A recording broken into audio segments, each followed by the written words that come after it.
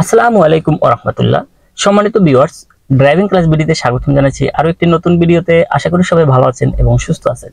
আজকে আমি আপনাদের সাথে যে বিষয় নিয়ে কথা বলবো, যে একটি এক্সকরোলা গাড়ির ইন্টেরিয়র যে বিষয়গুলো আছে, যেমন এসি ছাড়া এসি কিভাবে ছাড়বেন, কমাবেন, বাড়াবেন, কোন এসির কি কাজ, তারপরে এই যে প্যানেল বোর্ড আছে ডান সাইডের দরজায়, ওটা দিয়ে গ্লাস খোলে কিভাবে খোলে, লুকিং গ্লাস কিভাবে খোলে, তারপরে লুকিং গ্লাস যে মুভমেন্ট, গ্লাসের যে মুভমেন্ট ক্লোজ করে বন্ধ করে অ্যাডজাস্ট করে লুকিং গ্লাস, এই বিস্তারিত আলোচনা করব আজকের ভিডিওতে। আর একটা বিষয়, আপনি এক্সকরোলা গাড়ি না, শুধু একটা গাড়ি সম্পর্কে যখন আপনার আইডিয়া হয়ে যাবে, তখন প্রত্যেকটা গাড়ি কিন্তু হুবহুব সেম, হয়তো সুইচের একটু ভিন্নতা থাকতে পারে, কোনোটা ডান পাশে কোনোটা বাম পাশে, কিন্তু সুইচের উপরে যে সিম্বলগুলো, এটা দেখলে কিন্তু আপনারা বুঝতে পারবেন যে কোনটার কি কাজ।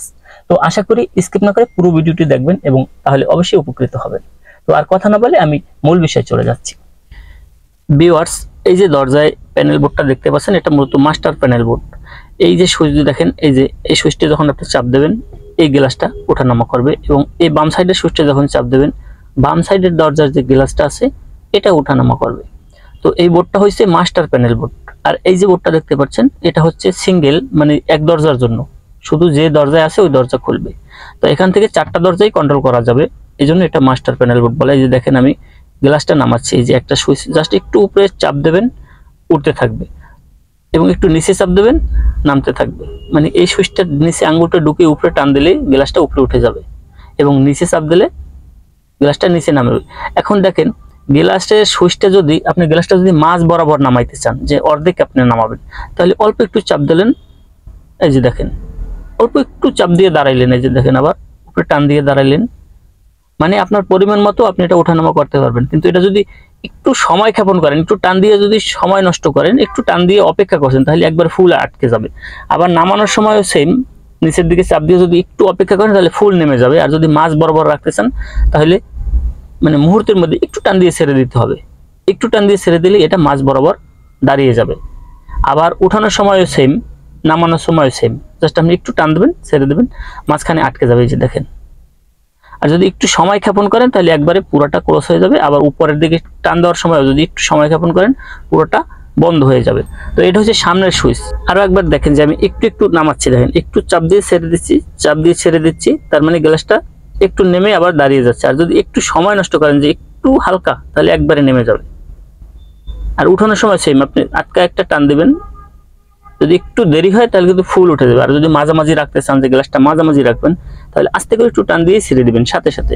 এখন দেখেন, পিছনের যে সুইচ দুইটা, এই দুইটা দিয়ে পিছনের দরজার গ্লাস সেম ভাবে ওঠানামা করবে। এটা কিন্তু সব গাড়িতে একই নিয়ম। এবারে দেখেন, এইখানে কিছু সুইচ আছে, এই সুইচগুলোর কোনটার কি কাজ। এই যে সুইচটা দেখতে পাচ্ছেন, এই সাইডে আর লেখা থাকবে। হ্যাঁ, যদি আর চাপ দেন আপনি, তাহলে আর সাইডের লুকিং গ্লাস, এবং এই সাইডে লেখা থাকে এল।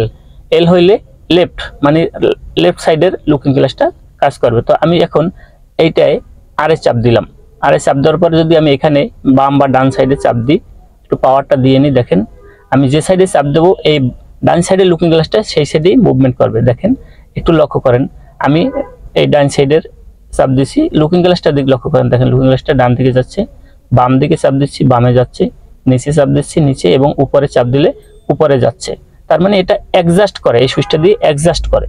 এবারে দেখেন, লেফট সাইডে আমি লুকিং গ্লাসটা অ্যাডজাস্ট করবো, যে আমি লেফটে চাপ দিলাম, চাপ দেওয়ার পরে নিচের এই বাটনটা যদি চাপ দিই, লুকিং গ্লাসটার দিকে একটু লক্ষ্য করেন, দেখেন এই আমি যে দিকে চাপ দেবো, বামে দিলে বামে, ডানে দিলে ডানে, লুকিং গ্লাসটা কিন্তু উঠানামা করে। মানে আপনি স্টিয়ারিং সিটে বসার পর আপনার যেভাবে প্রয়োজন হয় সেভাবে এই লুকিং গ্লাসটা অ্যাডজাস্ট করে তারপর আপনি ড্রাইভ করবেন। তো এটাও আপনাকে জানতে হবে যে কোন সুইচ দিয়ে লুকিং গ্লাসটা অ্যাডজাস্ট করে।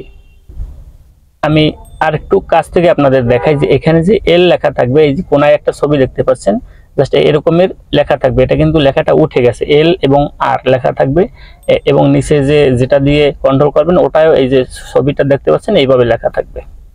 এখন দেখেন, এই যে ছোট একটা সুইচ দেখতে পাচ্ছেন, এটার কাজ কি। এই সুইচটা যদি চাপ দেন, আপনি লুকিং গ্লাসটা দিকে একটু ফলো করেন, লুকিং গ্লাসটা ক্লোজ হয়ে যায়। আপনি যখন গাড়ি বন্ধ করবেন, কোনো জায়গায় পার্কিং করবেন, তখন এরকমের এই সুইচটা চাপ দিলে লুকিং গ্লাসটা ক্লোজ হয়ে যায়। একটু ভালো করে দেখাই, মানে এই যে দেখেন ক্লোজ হয়ে আসছে।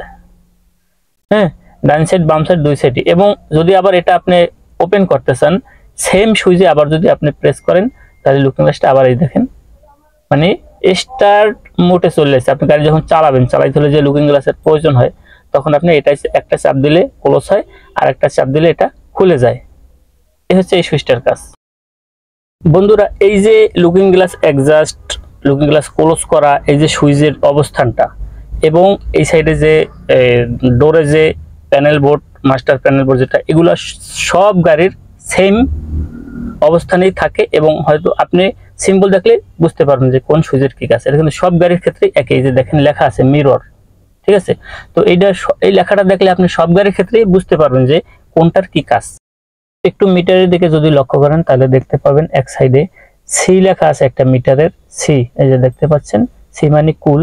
উপরের দিকে লেখা আছে এইচ, এইচ মানে হিট, এটা হচ্ছে টেম্পারেচার মিটার। আর এই কাঁটাটা যদি এইচ এর দিকে থাকে, হিটের দিকে, তাহলে মনে করবেন ইঞ্জিন ওভারহিট হয়ে গেছে। এখন যে একটা তেলের ট্যাঙ্কির মতন দেখতে পাচ্ছেন, এটা মূলত গাড়িতে কতটুকু তেল আছে সেটা বোঝার জন্য। তো যদি এই নিচের দিকে লেখা দেখেন ই মানে ইন্ট, শেষের দিকে তেল, আর এফ এ ফুল, এই যে মাঝে একটা লাল কাঁটা দেখতে পাচ্ছেন, এই কাঁটাটা যদি এফ এর দিকে থাকে বা নিচের দিকে থাকে, আপনি ওই কাঁটা দেখেই বুঝতে পারবেন তেল কতটুকু আছে। এবার এই মিটারের এক সাইডে দেখেন একটা স্টিকের মতন, এটা যদি আপনি চাপ দেন, দেখেন কিলোমিটারের যে মাইলেজটা, এটা বিভিন্ন রকমের চেঞ্জ হচ্ছে। তো এটা যদি আপনি একটু চেপে ধরেন, এটা একটু চেপে ধরলে জিরো হয়ে যাবে। এটা হচ্ছে আপনি কিলোমিটার বোঝার জন্য, যে আপনি কোনখান থেকে কোন জায়গায় যাবেন, যাওয়ার যে টোটাল কত কিলো আসে এটা জানার জন্য এটা জিরো করে মানুষ এক জায়গা থেকে আরেক জায়গায় যায়। এটা জিরো করা বাধ্যতামূলক না। যদি আপনি মনে করেন যে আপনি হিসাব নেবেন যে কত কিলো চালাইলেন, সেক্ষেত্রে আপনি জিরো করে নিতে পারেন। সেম এরকম একটা স্টিক মিটারের ডান পাশেও থাকতে পারে। তা অনেক সময় ডান পাশেটা দিয়ে কিলোমিটার ঠিক করে, আবার বাম পাশের দিয়ে ঘড়ি ঠিক করে। তা এটা যেহেতু ঘড়ি মিটারের সাথে নাই, তাই একটা স্টিক। তা আপনি দেখলে বুঝতে পারবেন যে এই দেখেন কিলোমিটার, এই কিলোমিটারের মিটার অনেক সময় ডান পাশে বা বাম পাশে থাকে। আপনি দেখলে বুঝতে পারবেন কোনটা মাইলেজ মিটার, কোনটা তেলের মিটার বা কোনটা টেম্পারেচার মিটার। এখন দেখেন এসির যে উইন্ডো, এটা আপনি চাইলে বাতাস ডান দিক বাম দিক করতে পারবেন। এই শাটারের মাধ্যমে আপনি বাতাসটা কোন দিকে নিতেছেন, এসির বাতাসটা, বা উপর নিচে যদি করতেছেন সেটার ব্যবস্থাও আছে। এটা প্রত্যেকটা গাড়িতেই কিন্তু আছে। হয়তো এরকমের চাকা না থাকতে পারে, অন্য কোনো রকমের থাকতে পারে, কিন্তু আপনি দেখলে বুঝবেন যে আপনার এসির বাতাসটা উপর নিচে দেবেন নাকি ডান বামে দেবেন। এরকমের চাকা বিভিন্ন গাড়ির বিভিন্ন রকমের হইতে পারে, কিন্তু আপনি একটা যখন বুঝতে পারবেন, সব গাড়ি কিন্তু আপনি বোঝা সহজ। ভিউয়ার্স, আশা করি ভিডিওটি আপনাদের সকলের ভালো লেগেছে। আর এ ধরনের নিত্য নতুন ভিডিও পেতে আমার চ্যানেলটি সাবস্ক্রাইব করে রাখতে পারেন।